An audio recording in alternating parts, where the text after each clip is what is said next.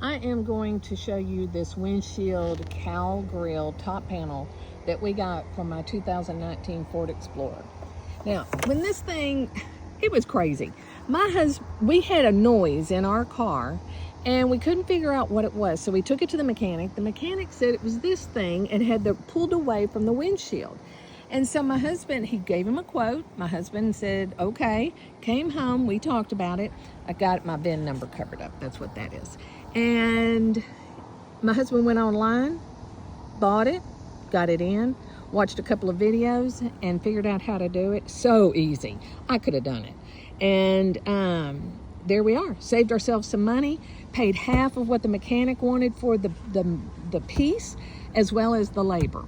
So there you go. So get you one, try it yourself, because I think you'll be impressed with yourself after you get it done and how much money you can save.